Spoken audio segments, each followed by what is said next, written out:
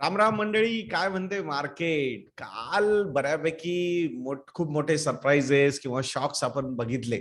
आरबीआयनी middle of the month मध्ये, म्हणजे normally 2 महिन्यातून एकदा ते भेटतात, पण मागच्या महिन्यातच ते भेटले होते. त्यावेळेस रेट हाईक नव्हते केले आणि आता ते भेटले आणि त्यांनी रेट हाईक्स करून टाकले. 40 बेसिस पॉईंट म्हणजे 0.40%नी रेपो रेट वाढवलेला आहे. CRR सुद्धा 0.50%नी वाढवलेला आहे. याचा इम्पॅक्ट काय होणार? याचा इम्पॅक्ट होणार होम लोनचे इंटरेस्ट रेट्स वाढणार, ऑटो लोन्सचे इंटरेस्ट रेट्स वाढणार, कॉर्पोरेट लोन्स जे कंपन्यांनी घेतले त्यांचे इंटरेस्ट रेट्स वाढणार. म्हणजे इन अ वे इन्फ्लेशनला कंट्रोल करायचं आहे. इन्फ्लेशन या महिन्यामध्ये म्हणजे एप्रिल महिन्याचं जे इन्फ्लेशनचे नंबर्स येतील ते नंबर्स बहुतेक 7.4 to 7.5% असू शकतील, असं इकॉनॉमिस्ट लोकांचं म्हणणं आहे. आता या इन्फ्लेशनच्या राक्षसाला कंट्रोल करण्यासाठी आरबीआयकडे एकच अस्त्र असतं आणि ते असतं इंटरेस्ट रेट्स वाढवणं, आणि तेच त्यांनी इथे केलेलं आहे. सो म्हणून मार्केटनी एकदम असं सरप्राइझिंगली 2 वाजता त्यांनी प्रेस कॉन्फरन्स घेऊन रेट हाईकचं अनाउन्समेंट केली. सो ते मार्केटनी थोडंसं निगेटिव्हली रिॲक्ट केलं आणि म्हणूनच काल मार्केट बऱ्यापैकी पडलेलं आहे. आता जसं आरबीआयनी रेट हाईक केलेले आहेत तशाच रेट हाईक फेडरल रिझर्व्हनी सुद्धा काल केलेली आहे रात्री. 0.50% म्हणजे 50 बेसिस पॉइंट्सनी त्यांनी आपले पॉलिसी रेट्स वाढवलेले आहेत. किती? 50 बेसिस पॉइंट्स. तरी सुद्धा काल युएस मार्केट्स 2.81% टू 3.19%, म्हणजे डाऊ जोन्स असो, S&P 500 असो किंवा नॅसडॅक असो, तिन्ही इंडेक्स जे आहेत त्यांचे ते वर गेलेले आहेत. कशामुळे? कारण त्यांना म्हणजे मिस्टर मार्केटला असं वाटत होतं की फेडरल रिझर्व्हची जी रेट हाईक होणार आहे ती 75 बेसिस पॉइंटची, म्हणजे 0.75 एवढी होईल असं त्यांचं एक्सपेक्टेशन होतं. पण आरबीआय त्यांच्या फेडरल रिझर्व्हनी जे रेट हाईक्स केलेली आहेत ती 0.50%ची आहे आणि म्हणून मार्केटनी या गोष्टीला पॉझिटिव्हली रिॲक्ट केलेला आहे. फेडरल रिझर्व्हने अजून एक अनाउन्समेंट केलेली आहे की जी बॅलन्स शीट आहे, $9 ट्रिलियन बॅलन्स शीट जी आहे फेडरल रिझर्व्हची, ती बॅलन्स शीट सुद्धा आता ते खाली आणणार आहेत. म्हणजे मागच्या वर्षी पॅन्डेमिक सुरू होण्याच्या आधी जी बॅलन्स शीट होती ती $4.5 ट्रिलियन होती आणि आता ती आहे $9 ट्रिलियन. तो डेफिनेटली एवढं जे लिक्विडिटी इन्फ्युजन केले होते, एवढ्या ज्या सिक्युरिटीज मार्केटमध्ये आणल्या होत्या फेडरल रिझर्व्हनी, त्या कुठे ना कुठेतरी त्यांना आता कंट्रोल कराव्या लागणार आहेत. आणि म्हणूनच त्यांचं म्हणणं आहे की बॅलन्स शीटची साईज कमी करणं, म्हणजे ज्या ज्या सिक्युरिटीज मॅच्युरिटीला येत आहेत त्यांच्या after maturity they will not be renewed, ते पैसे मार्केटमधून फेडरल रिझर्व्ह काढून घेणार. सो जून महिन्यापासून, जून 2022 पासून त्यांच्या या ऍक्शन सुरू होणार आहेत.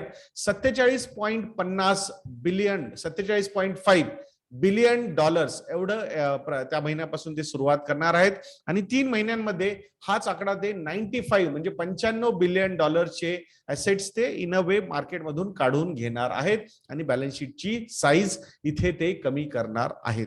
सो मला वाटते एक्सपेक्टेड होतं. आता हे रेट हाईक करणं कशासाठी गरजेचं असतं किंवा बॅलन्स शीटची साईज जी त्यांनी वाढवली होती ती कमी करणं कशासाठी असतं? हे याच्यासाठी करावं लागतं की पुढे फ्युचरमध्ये, भविष्यामध्ये परत एकदा जर असा काही क्रायसिस आला, so at that point of time पैसा लिक्विडिटी मार्केटमध्ये इन्फ्यूज करण्यासाठी त्यांच्याकडे कॅपॅसिटी पाहिजे. आणि दुसरी की रेट जे हाईक केलेले होते त्यांनी ते रेट कट्स करून ते मार्केटमध्ये लो इंटरेस्ट रेट्स आणून थोडंसं कन्झम्पशनची डिमांड, कन्झम्पशन वाढवण्याचा प्रयत्न ते तिथून करू शकतात. आणि म्हणूनच हे एक टिपिकल इकॉनॉमिक सायकल आहे जी इथे फॉलो होताना दिसते. मार्केट अशा सायकलला वेगवेगळ्या पद्धतीने इथे रिॲक्ट करत असतं.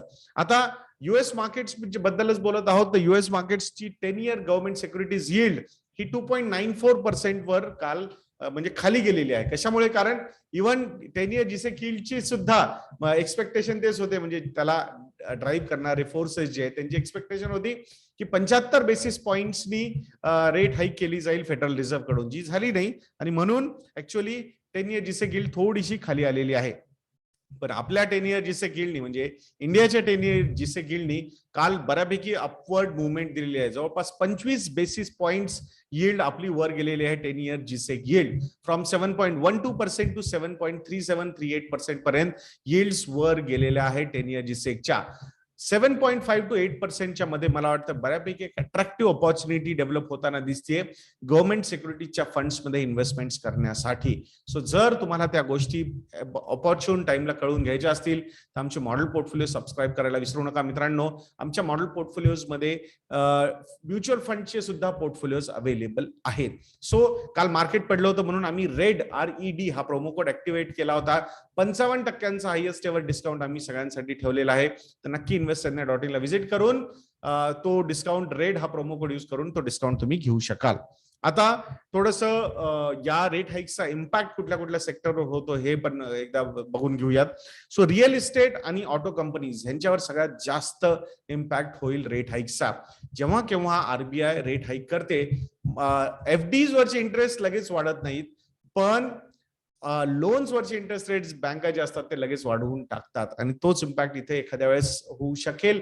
रेपो रेट लिंक जे लोन्स आहेत तिथे आता हाईक होऊनच राहणार, तिथे त्यांना काहीही करता येणार नाही.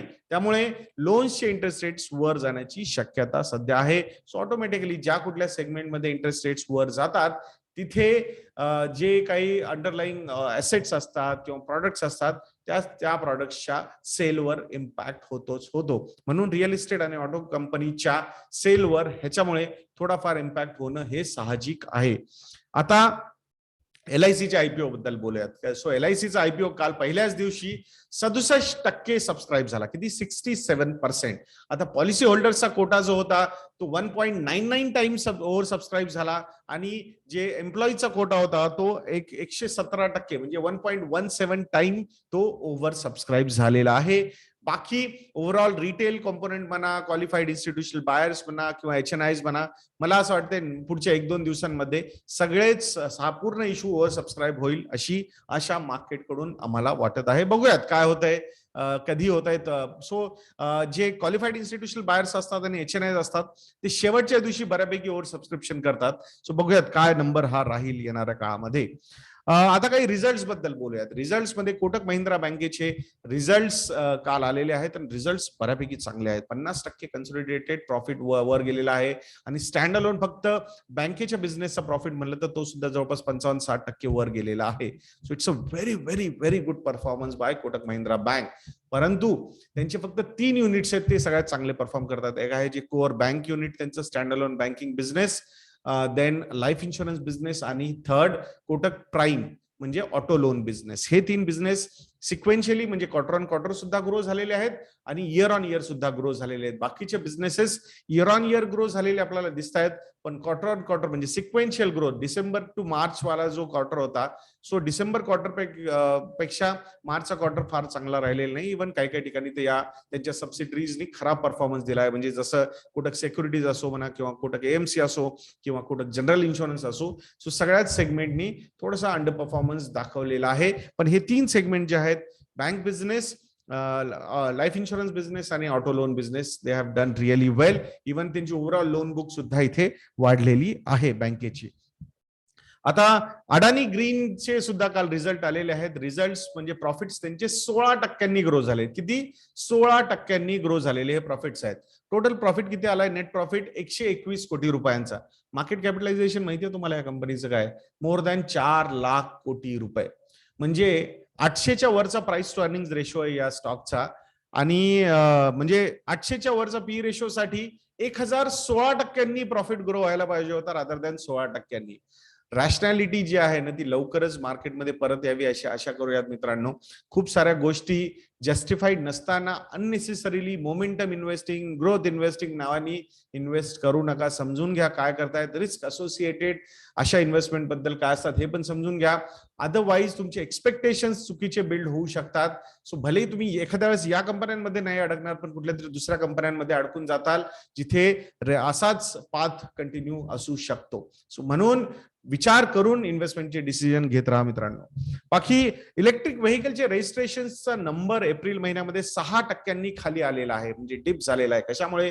कारण जे 2 व्हीलरचे फायरचे इन्सिडेन्सेस झाले ना, आग लागणं 2 व्हीलर्सला, इलेक्ट्रिक व्हेकल्सला, त्याच्यामुळे कॉन्फिडन्स जो आहे तो कुठे ना कुठे डेंट झालेला वाटतोय आपल्याला जे बायर्स होता त्यांचा, आणि म्हणूनच इथे डिप झालेला आहे. सो होपफुली आशा करूयात की गव्हर्नमेंटच्या साईडने आणि कंपन्यांच्या साईडने सुद्धा जे काही ऑडिट्स करायचे व्यवस्थित करायचे आणि सेफ्टी सिक्युरिटी हे बघणे हे फार गरजेचं आहे. सो होपफुली या गोष्टी व्हाव्यात अशी अपेक्षा आपण करूयात.